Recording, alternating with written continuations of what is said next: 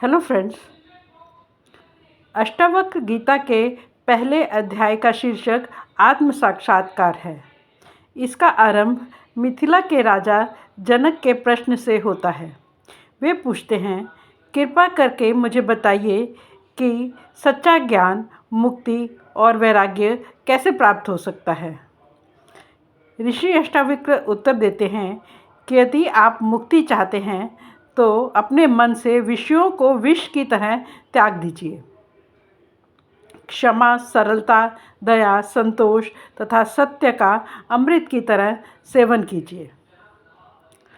आप न पृथ्वी हैं, न जल, न वायु, न ही आकाश है। ये पंचभूत तो केवल साक्षी हैं। मुक्ति की इच्छा करने वाले को आत्मा को जानना चाहिए। यदि आप स्वयं को इस शरीर से अलग करके अपने चित्त में विश्राम करेंगे तो तत्काल ही बंधन मुक्त होकर सुख, शांति और आनंद का अनुभव करेंगे।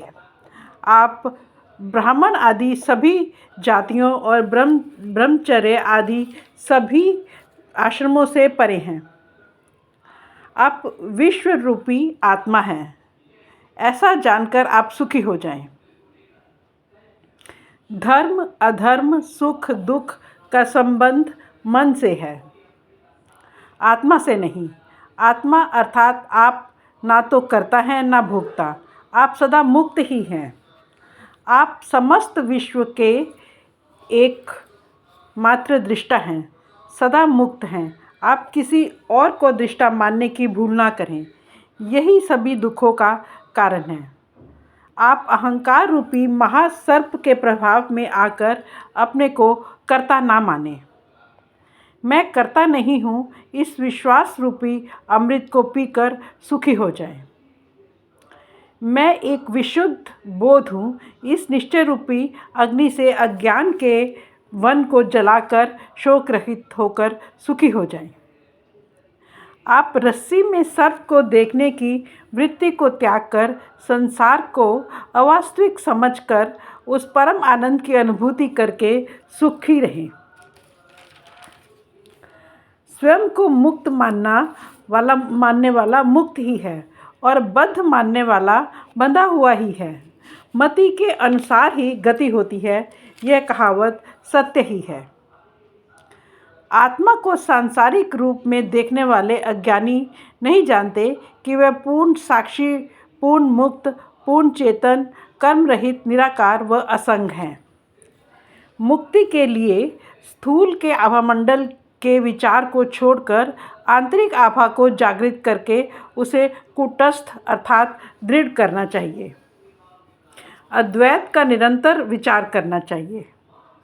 हे पुत्र, बहुत समय से आप मैं शरीर हूँ इस भाव से बंधे हुए हैं। ज्ञान रूपी तलवार से इस बंधन को काटकर सुखी हो जाएं।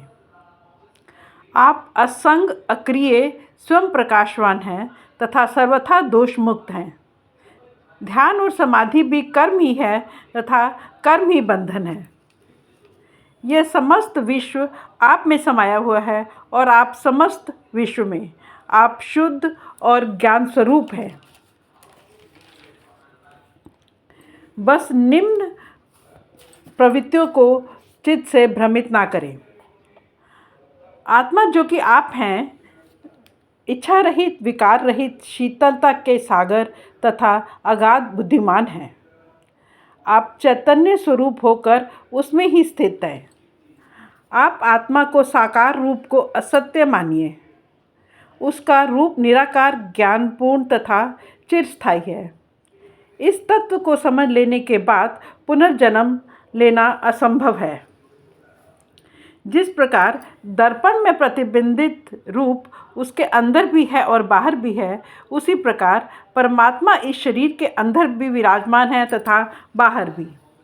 जिस प्रकार आकाश घर के बाहर और भीतर विद्यमान है, उसी प्रकार वह परमात्मा विश्व के कण कण में समान रूप से भीतर और बाहर विद्यमान है।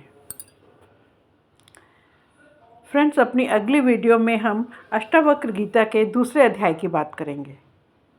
Thank you.